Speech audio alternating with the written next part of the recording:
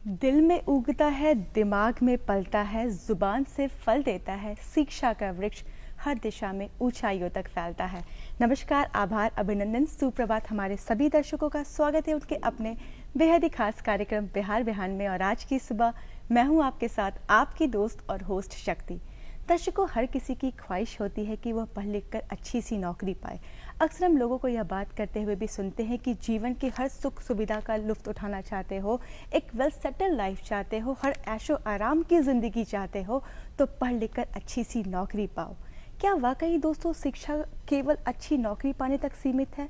अगर सही मायने में सही अर्थ जाने शिक्षा का, तो शिक्षा हमारे जीवन का एक महत्वपूर्ण व अद्भुत सफ़र है, जो हमारे जीवन में होने वाली, जो हमारे जीवन में आने वाली अंग्रेजी शब्द सफ़र से निजात दिलाने में माहिर है। क्योंकि शिक्षा हमें समस्याओं में समाधान ढूंढने से लेकर हर सुविधा को पाने के काबिल बनाती है। क्योंकि शिक्षा वह प्रक्रिया है जिससे हमें ज्ञान, अनुभव और समझ की प्राप्ति होती है। साथ ही साथ अगर शिक्षा की बात करें तो शिक्षा की सबसे अच्छी खासियत यह होती है कि यह खाली दिमाग को खुले दिमाग में परिवर्तित करती है। और जब हमारे विचार स्वतंत्र और सकारात्मक होते हैं तो हम उत्कृष्ट होते हैं, समृद्ध होते हैं, विकासशील होते हैं, जागरूक होते हैं। और शायद इन्हीं कारणों से कहा जाता है कि शिक्षा दुनिया की सबसे ताकतवर हथियार है, जिसके ज़रिए हर मुकाम, हर मुश्किल कार्य को मुमकिन किया जा सकता है। आइए एक ऐसे ही बेहतरीन और उम्दा विचार से आज के कार्यक्रम की शुरुआत करते हैं और नजर डालते हैं महात्मा गांधी जी द्वारा कहा इस अनमोल वचन पर। यह स्वास्थ्य ही है जो हमारा सही धन है। सोने और चांदी का मूल्य इसके सामने कुछ नहीं।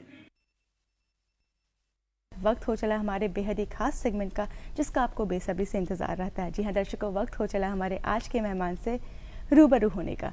दर्शकों, हर इंसान को हर मोड़ पर सहयोग और सहायता की आवश्यकता होती है, चाहे वो जीवन की कठिनाइयाँ हो या कोई परीक्षा।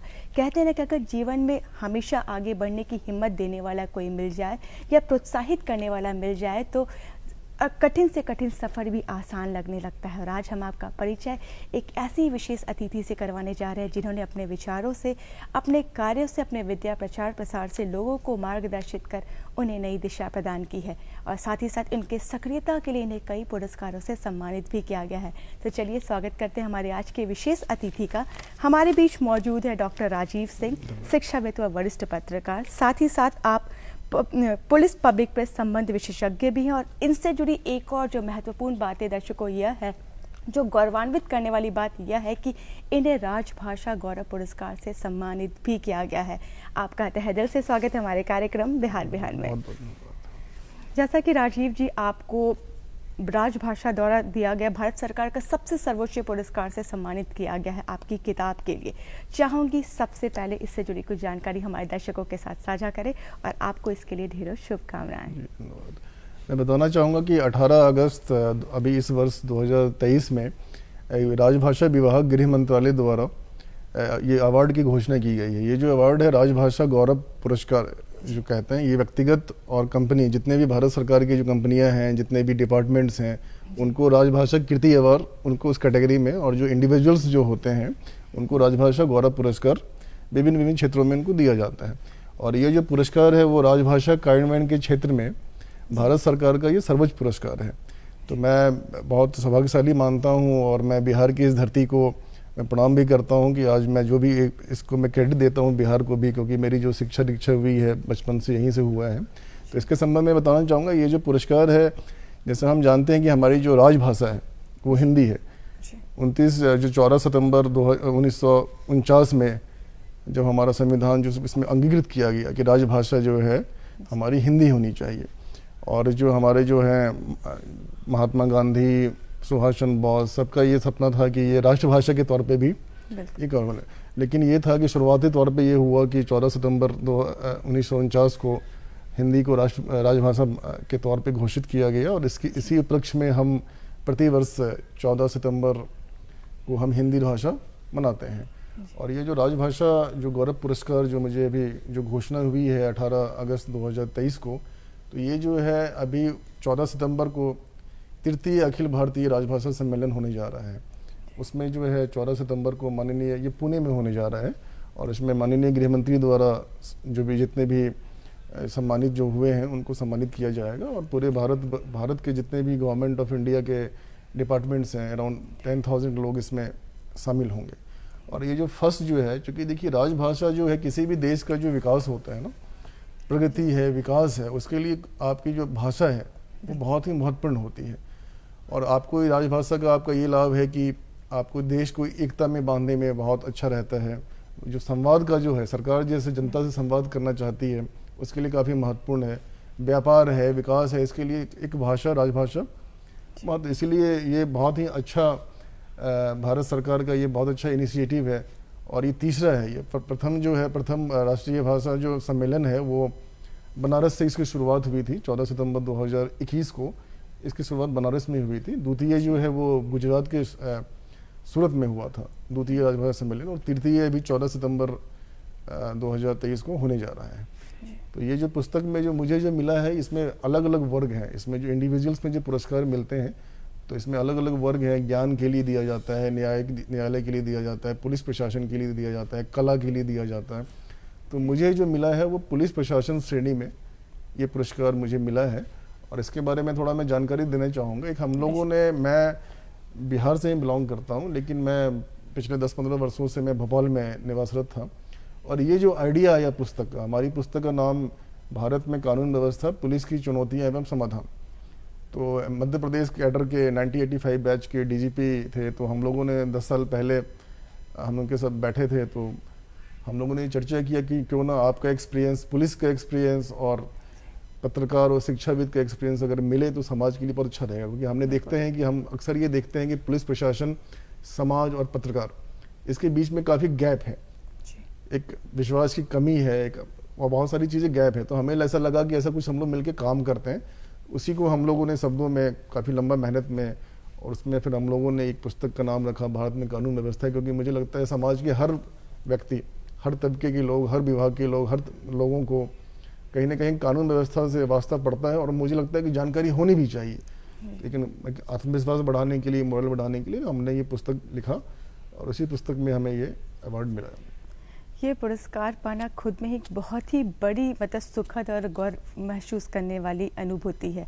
उसके लिए आपको पुनः समस्त डीडी बिहार परिवार की ओर से ढेरों शुभकामनाएं। आपके शुरुआती दौर के बारे में जानना चाहूँगी कि आपकी शिक्षा दीक्षा कहाँ से, अब कहाँ से ताल्लुक़ रखते हैं और यहाँ तक पहुँचने का सफ़र आपने किस प्रकार तय किया? जी, मैं बिहार में मधेपुरा जिला है, वहाँ पे एक मेरा जो गांव का नाम है, जो पैतृक जो हमारी मातृभूमि है, वो भवानंदपुर उस गांव का नाम है। वो उदा किशुनगंज प्रखंड में आता है। और ये मधेपुरा, तो मैं वहीं से, मूल रूप से मैं वहीं से हूँ। और मेरी जो शिक्षा दीक्षा है, मेरे पापा जो हैं वो बिहार सरकार में कार्यरत है। तो वो सुपौल में मेरी जो शिक्षा दीक्षा, शुरुआती शिक्षा जो है मेरी सुपौल से, जो सुपौल सहरसा मधेपुरा है, इसको कोसी डिवीज़न में ये तीनों जिले आते हैं। तो मेरी जो शिक्षा है वो सुपौल से हुई थी मेरी। और शुरुआती शिक्षा मेरी सुपौल में, स्कूल में। फिर वहाँ से फिर मैट्रिक, जो 10वीं कहते हैं बिहार में मैट्रिक के, मैट्रिक के बाद मैं फिर बाहर निकला। फिर मैं 10वीं के बाद में फिर इंदौर चला गया। मैं इंदौर में मेरी जो 12th हुई और ग्रेजुएशन जो मेरी हुई वो इंदौर में हुई।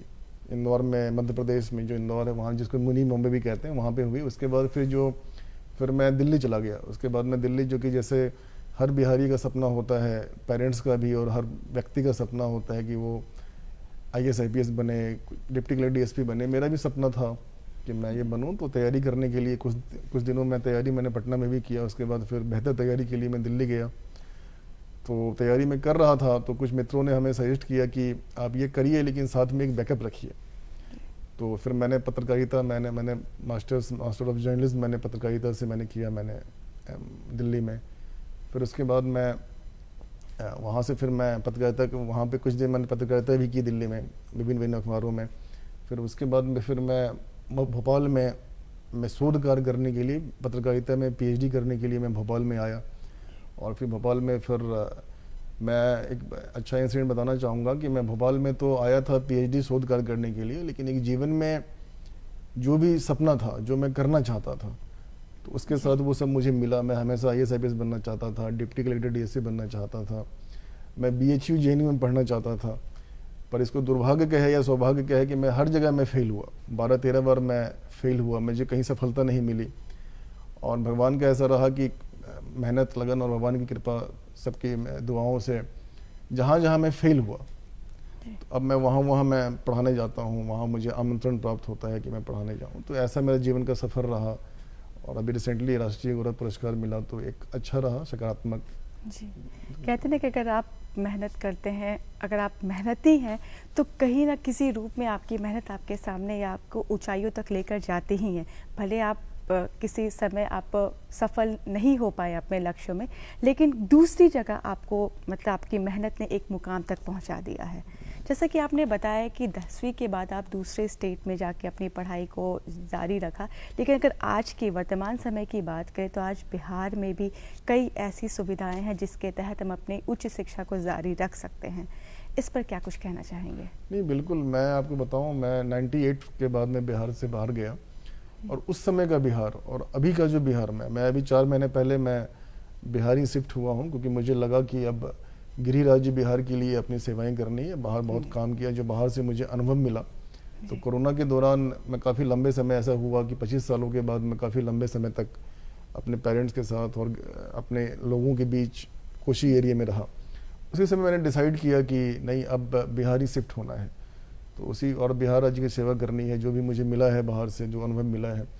तो मैं इसलिए फिर अभी सोच रहे थे, विचार कर रहे थे, वो 4 महीने पहले मैं अभी बिहार में शिफ्ट हुआ हूँ। तो अभी जो मैं देख रहा हूँ बिहार में, और मुझे निश्चित तौर पे लगता है कि उस समय अगर ऐसी व्यवस्था होती तो शायद मैं बाहर नहीं जाता।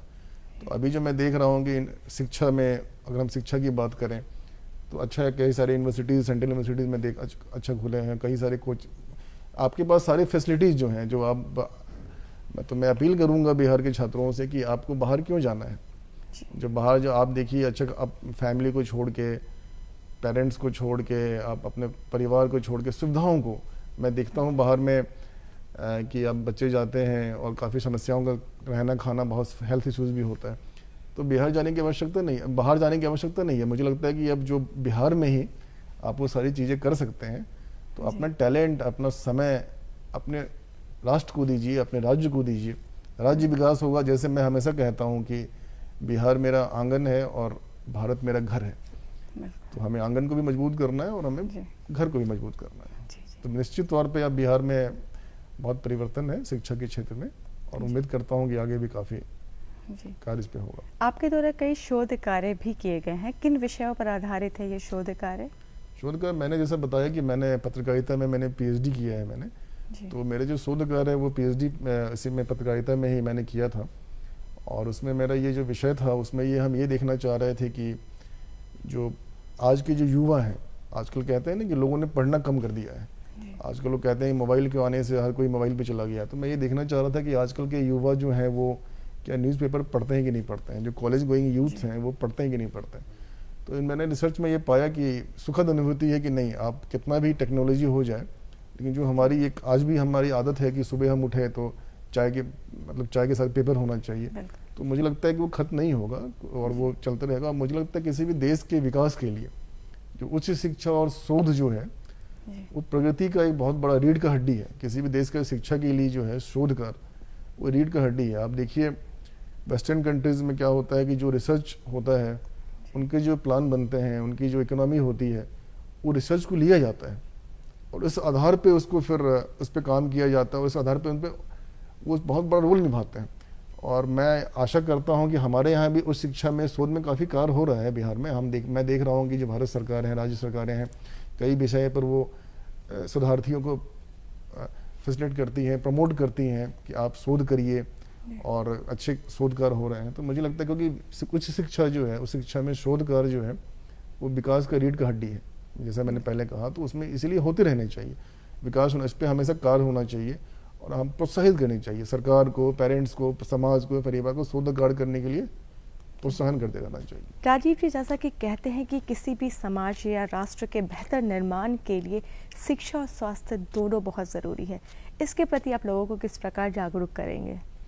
बिल्कुल, शिक्षा और स्वास्थ्य जो है बहुत महत्वपूर्ण है और इसमें मैं एक संदर्भ देना चाहूँगा। मैं हमेशा बचपन से मैं एक, आप लोग को भी याद होगा, चाणक्य एक सीरियल आया करता था, चंद्र प्रकाश द्विवेदी, उसमें एक सीरियल दूरदर्शन पे ही आया करता था। उनका एक डायलॉग मुझे हमेशा याद है कि जो शिक्षा और शिक्षक ये राष्ट्र का निर्माण करते हैं और प्रलय और निर्माण उनकी गोद में खेलता है। कि शिक्षक और शिक्षा चाहे तो किसी भी देश को बना सकता है और किसी देश को विनाश कर सकता है।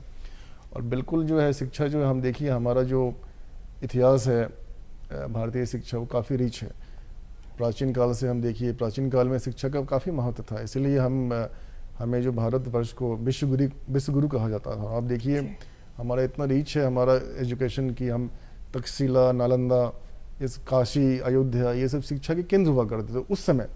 जब विश्व में जब बताइए ऐसी कुछ बात नहीं, हमारा इतना प्राचीन है, हमारा वैदिक काल जो है हमारा है इतना, उसमें तो ये जो शिक्षा का महत्व, इसीलिए जो भारत को जो विश्व गुरु जो कहा जाता था, जिसमें हम आजकल जो हम भारत सरकार का एक ड्रीम है कि हम पुनः भारत को विश्व गुरु बनाए, तो ये कॉन्सेप्ट वहीं से आया। जो वैदिक काल में जो है शिक्षा का इतना महत्व था कि हम विश्व गुरु हम कहलाते थे, तो पुनः हमें वो गौरव प्राप्त करना है। और वो क्यों हुआ? क्योंकि वो इसीलिए हुआ कि वो शिक्षा के कारण। और शिक्षा का देखिए महत्व क्या है, मैं आपको एक उदाहरण देना चाहूँगा कि इजराइल जैसे देश है, जैसे इजराइल है, उसका पॉपुलेशन कितना है? 95 लाख।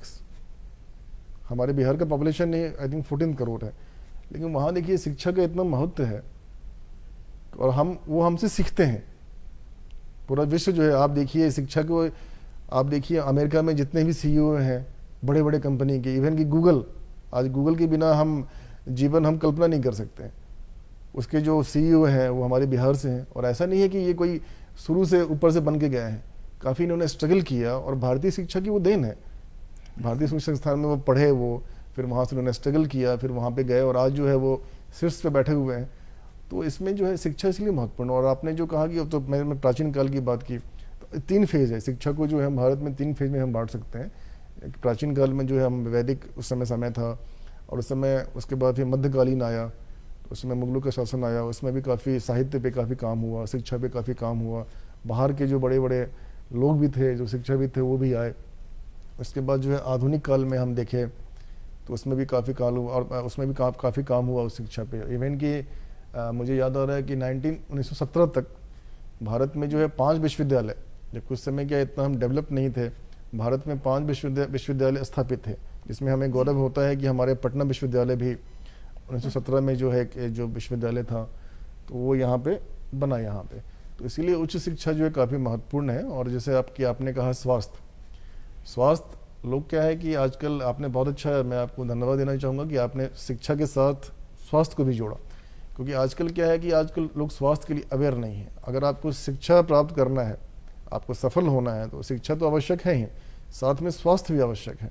अगर आप स्वस्थ नहीं रहिएगा तो आप कुछ नहीं कर पाइएगा। और ये भी अच्छा है, भारत सरकार का एक और मिलेट्स, आपने सुना होगा कि मिलेट्स पे काफ़ी मिलेट्स ईयर इसको घोषित किया गया है 2023 को, जिसमें मिलेट्स में जो है हमारी जो पुरानी परंपराएं हैं, जो हमारे किसान भाई हमारे उगाते थे, ज्वार, बाजरा, रागी, पुनः वो हम उसको प्रमोट कर रहे हैं। और मुझे देख के बहुत खुशी होती है कि हर कोई लाइफ स्टाइल उस हिसाब से वो डेवलप कर रहा है कि ताकि आप हेल्थ रहें, आप स्वस्थ रहें। इसलिए मैं बिल्कुल, और ये मैं इसके इसलिए कहूँगा कि शिक्षा और स्वास्थ्य हमें इसको जोड़ना चाहिए। हम हमेशा शिक्षा की बात करते हैं, लेकिन आपने बिल्कुल अच्छा शब्द दिया कि शिक्षा और स्वास्थ्य, कि अगर आप शिक्षा तो आवश्यक है ही, स्वास्थ्य भी आवश्यक है। ये दोनों पे हमें काम करना चाहिए, तभी हम आगे बढ़ पाएंगे इस पर। अगर आज के युवाओं की बात करें, जिनके कंधों पर अपने सपनों का, अपने घर के सपनों का, अपने देश के सपनों का जिम्मा रहता है, अगर उनकी बात करें तो कहते हैं कि उन्हें सबसे ज़्यादा ज़रूरत सही दिशा निर्देश की तब होती है जब वो अपने भविष्य की ओर पहला कदम बढ़ाते हैं। और मतलब कि जब वो जिस विषय को वो चयनित करते हैं, जिस मार्ग को वो चयनित करते हैं, उन पर पूरा भविष्य उनका टिका हुआ था। ऐसे में आपके मुताबिक उन्हें उस समय या उनकी परवरिश या उन्हें किस प्रकार मार्गदर्शित करना चाहिए कि उनके जीवन में किसी भी प्रकार का भटकाव ना आए? देखिए बिल्कुल ये बहुत ही महत्वपूर्ण है, क्योंकि देखिए हम जब बच्चा होता है उसके जो पहले गुरु होते हैं, उनकी माँ होती है, उनके फैमिली होती है, उनके पेरेंट्स होते हैं। तो हमें बच्चों में शुरू से ही ऐसी भावना भरनी है कि आप जो है सक्सेस हमेशा ये सोचिए, कभी आप फेल्योर, आपको कभी असफलता के बारे में सोचना ही नहीं है। इसमें मैं जैसे आगे मैंने पहले कहा कि मैं आपको बताना चाहूँगा कि मैं हमेशा बनना चाहता था कि ये करना है, मेरा जो इसमें मेरी रुचि थी पर मैं नहीं कर पाया और मैं काफ़ी निराश भी हो गया और कुछ। लेकिन मैंने जो है वो एक पॉजिटिविटी और जो आस है और सबका सपोर्ट भी रहा उससे, तो मैं स्टेप बाय स्टेप भी करना चाहूँगी। आज के जो युवा हैं, 2-3 पॉइंट्स बहुत महत्वपूर्ण है कि आप अपने घर में जो है उनको मोटिवेट करिए और देखिए हर बच्चा जो है वो अलग अलग होता है, सब बच्चों की अलग अलग रुचि होती है, तो आप उस पर फोर्स मत करिए, आप ऑब्जर्व करिए। हर आज के डेट में हर कोई समझदार है कि वो देखता है कि बच्चा आपका क्या करना चाहता है, तो आप उसको ऑब्जर्व, हो सकता है कोई गाना अच्छा गाता है, हो सकता है कोई कलाकारी अच्छा करता है, हो सकता है किसी अलग अलग रुचि होती है। जापान जो है आज के डेट में जो है, आप शिक्षा के मामले में जापान जो है काफ़ी सबसे नंबर 1 आता है। वहाँ पे ऐसा क्यों है?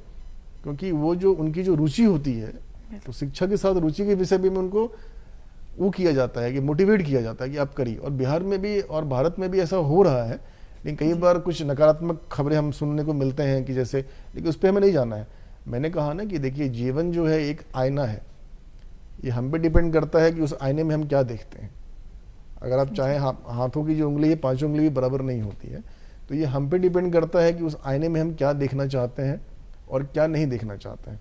तो हमेशा अपने बच्चों को, माता पिता शुरुआत को, कि बच्चे जो हैं पहला जो घर, उनकी जो एजुकेशन है, पहले जो शिक्षा है वो घर से शुरू होती है। तो ये माता पिता का कर्तव्य है, उनके परिवार का कर्तव्य। कभी भी उनको डीमोटिवेट मत करिए, उनको हमेशा मोटिवेट करिए कि आप कर सकते हैं, आप कर सकते हैं, आप कर सकते हैं। आपको लगे कि बच्चा थोड़ा वीक भी है ना, मैंने कई बच्चों को देखा है जिससे लगा था कि, मैंने कई लोगों को देखा है जिससे लगा था कुछ नहीं कर पाएगा, वो आज बड़े बड़े पद पे बैठे हुए हैं।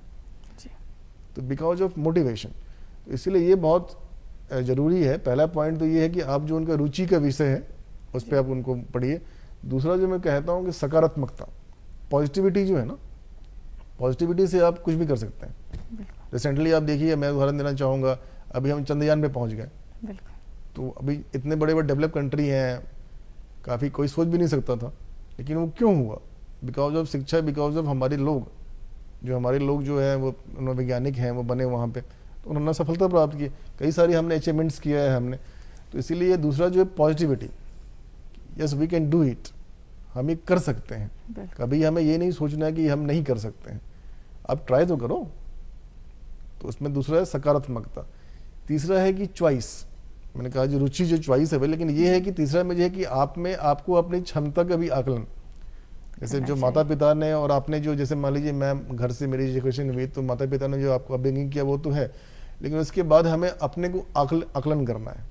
जब आप बड़े होते हैं, जब आप में इतनी क्षमता होती है कि आप खुद को आकलन कर सकें, तो हमें खुद को आकलन करना है कि मेरे में कितनी क्षमता है। सब में क्षमता है, लेकिन हम सब कुछ देखना है कि फैमिली इश्यूज क्या हैं, आर्थिक, सब कुछ देख के जो है हम पॉजिटिविटी के साथ करने के लिए। तो आज के लिए भी मोटिवेशन है कि रिक्शा वाले का बच्चा भी मैं देखता हूँ कि IAS बन जाते हैं। अभी हर साल मैं देखता हूँ इतने सफलताएं मिल जाती हैं। तो ऐसे कोई जरूरी नहीं कि आप करोड़पति हो तो अभी सफल हो गए, नो, ये कॉन्सेप्ट अब ये नहीं है, ये कॉन्सेप्ट स्वीकार नहीं है। और कोई बच्चा अगर ये कहता है, तो मैं हमेशा कहता हूँ कि अगर आप ये कहते हो तो आप ये अपनी कमी को आप वो कर रहे हो। तो हमेशा आप अगर चाहोगे तो आप कर सकते हो, लेकिन आपको क्या है, सही दिशा। अगर मुझे बिहार विहान के लिए दूरदर्शन आना था, तो अगर मैं सही दिशा में आऊँगा तभी मैं दूरदर्शन पहुँचूंगा। अगर मुझे गलत दिशा में जाऊँगा तो मैं दूरदर्शन नहीं पहुँच पाता। तो आपको सही दिशा में, सही राह में आपको जाना है। तो ये जो है बहुत ही महत्वपूर्ण विषय है। और मुझे लगता है कि पेरेंट्स के साथ हर बच्चों को ये जो है, बच्चों की तो इसमें सबसे भूमिका बच्चे की ही है, लेकिन पेरेंट्स की, समाज की, रिश्तेदारों की, आप किसी को डीमोटिवेट मत करिए। आप हमेशा सबको मोटिवेट करिए। क्यों किसी का नुकसान करना? हो सकता है कि आपकी एक बातों से सफल हो जाए। तो इसीलिए पॉजिटिविटी बनाए, सकारात्मक रहिए, पॉजिटिव रहिए, अच्छा सोचिए, अच्छे माहौल में रहिए। तो ये आवश्यक है सफलता के लिए। और वह कहते हैं ना कि जब आप अपने प्रोफेशन और पैशन दोनों को साथ लेकर चलते हैं, तो ये दोनों चीजें एक दूसरे को कॉम्प्लीमेंट करती है हमारे लाइफ में। जो कॉम्बिनेशन होता है ना जी, ये बहुत ही तगड़ा होता है। उसमें आप कुछ भी कर सकते हैं। एक काइंड ऑफ स्ट्रेस बस्टर रहता है जो हमारे दोनों चीजों को कॉम्प्लीमेंट करते हुए हमारे चीजों को स्मूथ करता है, प्रॉपर फंक्शनिंग में लाता है। इसमें मैं इसमें ऐड करना चाहूँगा, मैं जब छोटा था तो मैं जब यूनिफॉर्म देखता था पुलिस की या आर्मी पैरामिलिट्री की, तो मैं बड़ा अट्रैक्ट होता था। तो मुझे लगता था कि नहीं, मुझे यूनिफॉर्म पहनना है और मुझे देश की सेवा करनी है। पर नहीं हो पाया, मैंने ट्राई किया, नहीं हो पाया। तो उसके बाद एक मन में लालसा थी कि यूनिफॉर्म से एक जुड़ाव था। इसी कारण मुझे लगता है कि भगवान ने चाहा कि आप वहाँ नहीं, आप ये काम करो। और उसी पुलिस प्रशासन कैटेगरी में आज मुझे सर्वोच्च पुरस्कार प्राप्त हुआ है उस पुस्तक के लिए। तो ये है कि आपका पैशन, आप कहीं ना कहीं आप लगे रहिए, आपको सफलता मिलेगी। ऐसा मैं नहीं मान सकता हूँ कि आप, ये मैं बिल्कुल मान ही नहीं सकता। क्योंकि लोग कहते हैं कि अरे मैंने इतना किया, नहीं मिला। मैं नहीं मान सकता हूँ। इसका मतलब कि आपने जो किया 100%, आपको लेकिन 100% मन से करना पड़ेगा। आप पूरा अपना फोर्स करिए, आप पूरा जोर लगाइए, पूरा पॉजिटिव और सही वे में लगाइए, तो सफलता मिलेगी। 110% गारंटी। मैं आज कह रहा हूँ 10% 110% गारंटी सफलता मिलेगी ही मिलेगी। बिल्कुल। शायद इन्हीं कारणों से आप वर्तमान समय में पब्लिक पुलिस प्रेस संबंध विशेषज्ञ भी हैं। फिर भी आपसे जानना चाहूँगी कि इससे जुड़ाव कैसे हुआ? बिल्कुल, जैसा मैंने बताया ना कि मैं बचपन से मुझे यूनिफॉर्म मुझे अट्रैक्ट करता था। जी। और जब मैं छोटा था तो मैं जब छोटे ज़िले में, मैंने बताया कि मेरे पापा पोस्टेड छोटे ज़िले में रहते थे, तो जब मैं कलेक्टर और एसपी की जब गाड़ी में देखता था, हम लोग जब क्रिकेट खेलते थे बचपन, और मैं जब वो गुजरता था तो मैं सोचता था कि कैसे लोग होंगे, ये क्या अलग होंगे कि हमारे जैसे हैं। तो वो मुझे काफ़ी अट्रैक्ट करता था कि ये लोग जब जाते सुनते थे कि कलेक्टर की गाड़ी जा रही है, एसपी की गाड़ी जा रही है, तो वो चीज़ काफ़ी वो करता था। तो बचपन से एक था कि करना है कुछ। बिहार में तो आप जानते ही हैं, हर पेरेंट्स चाहते हैं, हर बच्चे चाहते हैं कि कुछ बने, मतलब कम से कम IAS IPS ना तो डिप्टी ग्रेड DSP तो बने ही कम से कम बिहार में। तो बचपन से एक लालसा थी, मैं भी करना चाहता था, पर नहीं मिला। मैं 13 से ज़्यादा बार फेल हुआ हूँ मैं डिफरेंट इंटरव्यूज़ में। तो उसके बाद जब मैं MP गया, मैं तो मैंने काफ़ी, जब मुझे एक मीडिया हाउस में काम करने का मौका मिला, तो मैंने पुलिस प्रशासन के लोगों के पास मैंने एक नया कॉन्सेप्ट मैंने बनाया। मैं उनके पास जाता था, कहता था कि आपकी जो पॉजिटिव चीज़ें हैं, अगर आप पुलिस वाले हो या प्रशासन वाले हो, तो इसका मतलब ये नहीं कि आप में फीलिंग्स नहीं है, आपके अच्छे काम भी बाहर आने चाहिए। तो मैं फिर उसके अच्छे कामों को मैं प्रकाशित करता था। मुझे लगता है क्योंकि शुरू से वो एक था, तो मैं करता था। और धीरे धीरे फिर मैं व्याख्यान देने लगा, जो मैं राज्य सरकार और भारत सरकार के जो प्रशिक्षण संस्थान है, एकेडमीज़ जो हैं, ट्रेनिंग एकेडमीज़, उसमें मैं पढ़ाने जाने लगा। और भारत सरकार में जो भी 370 जो अभी जब हटाया गया था जम्मू कश्मीर में, तो मैं वहाँ भी गया था, 1 हफ्ते में वहाँ रहा था, मैंने वहाँ ट्रेनिंग दिया। तो ये जो है वहीं से कहीं आप जो ये मतलब एक तरह से कह सकते हैं कि बचपन से जो है वो एक उसमें था, तो उसके प्रति काम करना था। और मैंने ये भी फील किया कि थोड़ा सा गैप है, थोड़ा सा पुलिस प्रशासन, समाज और पत्रकारिता में थोड़ा सा गैप है। तो उस गैप को हमें भरने की आवश्यकता है, ताकि हम सब किसके लिए काम कर रहे हैं, हम सब अपने देश के लिए काम कर रहे हैं, हम सब अपने देश के प्रगति के लिए काम कर रहे हैं। तो अगर वो कहते हैं ना मुट्ठी जो है ताकतवर हो जाता है, तो हम अगर मिल के करें तो एक देश का भी विकास होगा, समाज का भी भला होगा।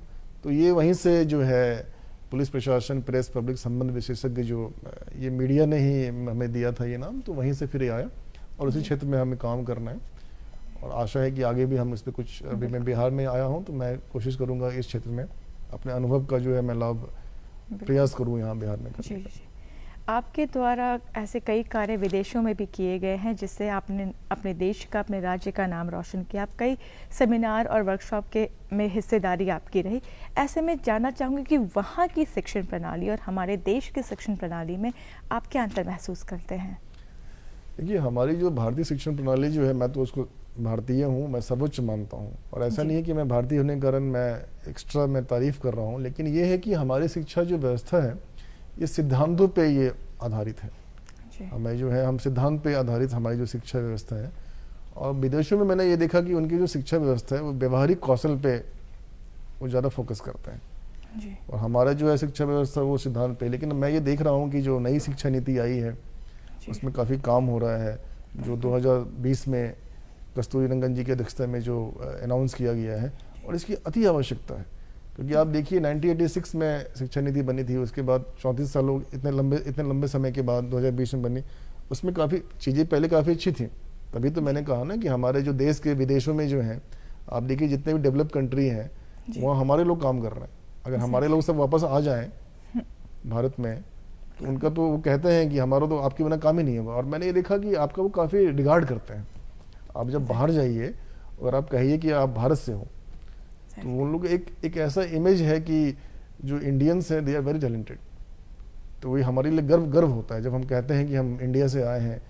तो हम बाहर के प्रोफेसर्स को, एकेडमिशियंस को ये देखते हैं कि वो कहते हैं ना, एक्स्ट्रा थोड़ा सा वो एक रिगार्ड रहता है हमारा।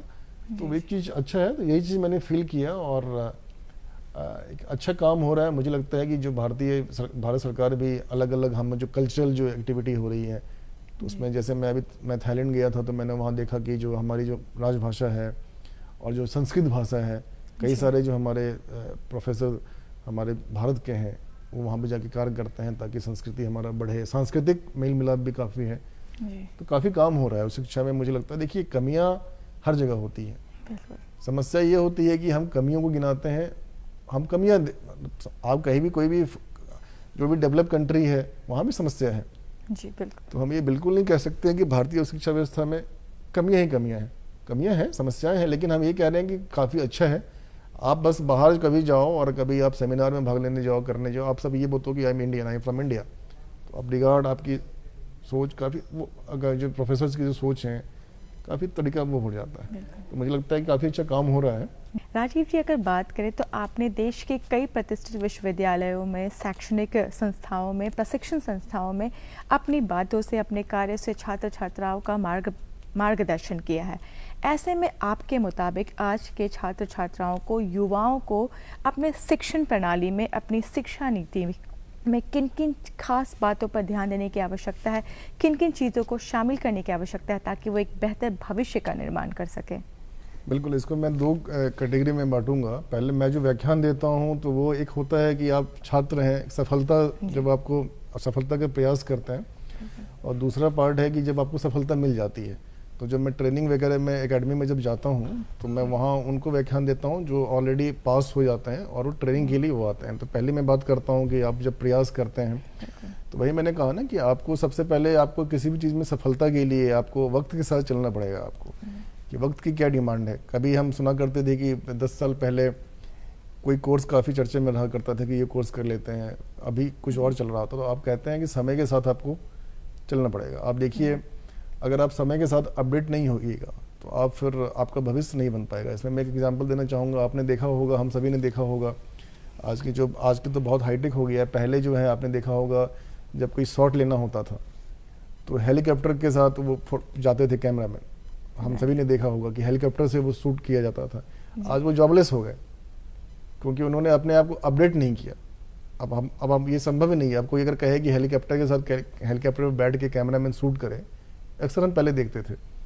तो मैं एक एग्जांपल देना चाह रहा हूँ कि आपको जो है समय के साथ आपको बदलना पड़ेगा, आपको समय के साथ अपडेट होना पड़ेगा, तभी आपको सफलता मिलेगी। तो आप ये देखिए पहला कि आपका चॉइस क्या है, आपका इंटरेस्ट किस में है। जब आप करियर बनाते हैं, जब आप उस स्कूलिंग के बाद कॉलेज में जब जाते हैं, तो आप ये प्रयास करिए कि आपका रुचि किस चीज़ में है। आपको क्या लगता है कि पेरेंट्स की सुनिए। आज की समस्या क्या है कि पेरेंट्स भी कई बार कहते हैं कि बेटा ये कर लो, बेटा वो कर लो, फैमिली भी कहते हैं। आप सुनिए, आप रिगार्ड करिए, सब कुछ करिए, लेकिन आप अपनी बात रखिए, क्योंकि आप तभी सफल हो पाइएगा जब आपकी रुचि हो, आपके उस विषय में हो। तो सबसे पहले है कि आपको रुचि का, आपका जो इंटरेस्ट का सब्जेक्ट है वो आप करिए, और वक्त उसमें क्या है, उसका फ्यूचर क्या है। अगर मान लीजिए आप देखिए कि उस समय आप जो आप कोर्स कर रहे हैं तो उसका भविष्य में उसका क्या फ्यूचर है, आपको भविष्य में कहाँ तक आपको जीविकोपार्जन के लिए, आर्थिक के लिए आपको कहाँ तक वो, क्योंकि देखिए राष्ट्र और राज्य का निर्माण और विकास में आप तभी योगदान दे पाइएगा जब आप खुद का विकास कर पाइएगा। जब आप खुद सक्षम नहीं होइएगा तो फिर आप राष्ट्र और राज्य का विकास तो बहुत दूर की बात है। आप खुद का भी, तो इसीलिए मैं कह रहा हूँ कि सबसे पहले आपको खुद को इस लायक बनाना है कि आप खुद के लिए पहले आप तैयार कर लें। तो वही जो पहला जो है कि सफलता मिलने के दौरान आपको सबसे पहले कि आपका चॉइस क्या है, और ये है कि उसके बाद फिर उस चॉइस को आप गोल बना लीजिए और फिर उसमें आगे बढ़ जाइए। ऐसा नहीं है कि हमने फिर चॉइस बना लिया कि मैं ये करना है, उसके बाद फिर हम सो गए। नो, उस चीज़ को हमें अपडेट होते रहना है, टाइम के साथ उसको बढ़ते रहना, और जब तक हमें सफलता ना मिल जाए तब तक हमें उसको छोड़ना नहीं है। तो ये पहला पार्ट है जब सफलता। दूसरा पार्ट जो मैं, जैसे आपने कहा, मैं ट्रेनिंग में देता हूँ विभिन्न संस्थानों में, तो उसमें ये होता है कि अलग अलग जो विभाग के जो लोग आते हैं, जब वो सफल होने के बाद परीक्षा पास करके आते हैं, जो काफ़ी हायर एजुकेशन, मतलब जो काफ़ी उच्च शिक्षा के बाद वो पढ़ के आते हैं, उनको सफलता मिलती है, हम काफ़ी मोटिवेटेड रहते हैं। तो वहाँ थोड़ा अलग टाइप का हम ट्रेनिंग देते हैं। वहाँ पे ये होता है कि जैसे आप अधिकारी हैं तो आपको जो है हाउ टू कम्युनिकेट, कैसे समाज से बात करनी है, सरकार की योजनाओं को कैसे लोगों तक पहुँचाना है। आप जनता से, क्योंकि आप नौकरशाह हैं, हम जनता के आप सेवक हैं, आपकी जो जिम्मेदारी है जनता को ज़्यादा से ज़्यादा अवेयर करना, तो किस तरह अपनी बातों को जनता से ज़्यादा पहुँचाना है। तो आप वो तभी कर पाएंगे जब आपकी पर्सनालिटी और कम्युनिकेशन स्किल अच्छा रहेगा। तो उस पार्ट में हम उस ट्रेनिंग में देते हैं। और कई बार ये भी होता है कि आपको स्ट्रेस, सब चीज़ का दुश्मन जो है ना वो स्ट्रेस होता है। मैं जम्मू कश्मीर जब गया तो मैंने देखा कि वहाँ पे AK-47 हाथ में, अगर आपके पास हाथ में AK-47 है लेकिन आपके पास अगर स्ट्रेस में आप हो तो बिगड़ है वो। तो स्ट्रेस बिल्कुल नहीं लेना है। तो स्ट्रेस कैसे दूर करना है, तभी आप अच्छा काम कर पाएंगे जब आप जब स्ट्रेस में ना हो, आप जब तनाव में ना रहें। सबसे अच्छा वही है कि आप तनाव में, तो ये 2 पार्ट है कि सफलता के दौरान की यात्रा और सफलता के बाद की यात्रा। आपने बहुत अच्छी बात कही कि अगर आपको लाइफ में सफल होना है, सक्सेसफुल होना है, तो आपको स्ट्रेस को कहीं साइड में अपने जीवन से निकाल के रखना होगा। अगर आपकी बात करें तो आप एक शिक्षाविद भी हैं, एक पत्रकार भी हैं, आपकी पुस्तक प्रकाशित, आपके आर्टिकल्स आए दिन पत्र पत्रिकाएं में आते हैं। ऐसे में आप खुद को इस हेक्टिक स्केड्यूल से रिलैक्स करने के लिए क्या कुछ कार्य करते हैं? बिल्कुल, मैं जो हूँ, मैं कोशिश करता हूँ, बचपन से मुझे गाने सुनना मुझे बहुत पसंद है जी। तो मूड के हिसाब से मैं वो गाने सुनता हूँ। जब मुझे लगता है कि थोड़ा सा थोड़ा स्ट्रेस आ रहा है तो मैं मूड के हिसाब से, हमेशा कोशिश करिए कि अब ऐसा नहीं कि सुबह के समय आपने वेस्टर्न लगा दिया, और ये इस हिसाब से आप टाइमिंग को देखिए। म्यूज़िक में मुझे म्यूज़िक सुनना पसंद है, नए नए लोगों से मिलना पसंद है, और ट्रैवल करना मुझे अच्छा लगता है, नए लोगों से मिलना होता है। तो ये मैं कोशिश, और मैं थोड़ा ध्यान करता हूँ, मैं करता हूँ कि, और हमेशा सबको ध्यान करना चाहिए। मुझे लगता है कि आपको खुद को देखिए, आप नियंत्रण, स्व नियंत्रण जो बात कहते हैं ना, स्व नियंत्रण होना चाहिए। अगर आप गाड़ी आपकी तभी चल पाएगी जब आप गाड़ी आपकी नियंत्रित हो। जब हम कार ड्राइव करते हैं तो तभी वो चल पाती है रोड पे जब नियंत्रण में हो। अगर आपने उस पर नियंत्रण खो दिया तो वो एक्सीडेंट हो जाएगा। तो वैसे ही स्व नियंत्रण होना चाहिए, आपको खुद पे कंट्रोल होना चाहिए। आप देखिए जितने बड़े बड़े लोग हैं, महान लोग हैं, वो खुद पे उन्होंने कंट्रोल, तो कैसे होगा? तो मैं ध्यान थोड़ा सा करता हूँ, अच्छी पुस्तकें पढ़िए, उससे काफ़ी मोटिवेशन मिलता है आपको। जैसे मैं जब छोटा था तो मैंने wings of fire, APJ Abdul Kalam, experience with truth, Mahatma Gandhi ji की मैंने पढ़ी थी, तो मैं उनसे काफ़ी इंस्पायर हुआ। अच्छी चीज़ें पढ़िए ताकि आप उससे मोटिवेट हुए। तो ये आपको टाइम पास नहीं करना है, आपको बिल्कुल नहीं, आप सब चीज़ करिए, दोस्तों के साथ भी जाइए, सब कुछ करिए, वो भी मैं करता हूँ। मतलब मैं दोस्तों के साथ समय देता हूँ, लेकिन अपने पे मैं ज़्यादा समय देना चाहिए, मुझे लगता है। एग्जैक्टली। कहते हैं ना कि जब आप अच्छी चीज़ों को पढ़ते हैं, अच्छे लोगों के साथ रहते हैं, तो वैसे ही अच्छा बर्ताव करते हैं और अच्छी चीज़ों को सोचते हैं आप। आपसे एक और बात जानना चाहूँगी कि जब भी हम अपने जीवन में किसी लक्ष्य को निर्धारित करते हैं, तो वहाँ तक पहुँचने का सफ़र बिल्कुल आसान नहीं होता है। कई बार कई उतार चढ़ाव आते हैं, कई बार कई असफलताएं भी मिलती हैं, और कभी ऐसा लगता है कि उस मोड़ को, उस राह को छोड़ के हम कहीं निराश बैठ जाते हैं या डिमोटिवेट हो जाते हैं। लेकिन एक हमारी ऐसी खूबी होती है जो हमें निरंतर अपने लक्ष्य की ओर आगे बढ़ने के लिए अग्रसर करती है। आपकी वो कौन सी खूबी रही जिसे आप साथ लेकर अपने जीवन में आगे बढ़े और आगे बढ़ते रहना चाहते हैं? बिल्कुल, मैं जो अपना मतलब खूबी जो मुझे ऐसा लगा कि कभी हिम्मत ना हारने की जो है, वो मुझे लगता है कि ये गॉड गिफ्ट है कि आपको कभी हिम्मत नहीं हारना है। तो मुझे लगता है कि ये गॉड गिफ्ट मुझे बचपन से मिला है कि आपको कभी तमाम असफलताओं के बावजूद भी आप कभी हिम्मत नहीं हारिए, आप काम करिए अपना। और मैं श्योर कहता हूँ, जैसा मैंने पहले भी कहा, कि आप काम करिए, आप अपने काम में 100% दीजिए, तो आपको सफलता मिलेगी ही मिलेगी। लेकिन बस वही है कि आपको जज्बा होना चाहिए, पॉजिटिव रहिए, अच्छा सोचिए, पॉजिटिविटी के साथ। मैं कहता हूँ सफलता का एक ही मंत्र है, पॉजिटिव पॉजिटिव पॉजिटिव। आप सकारात्मक रहिए, सकारात्मक रहिए, सकारात्मक रहिए, और कुछ नहीं।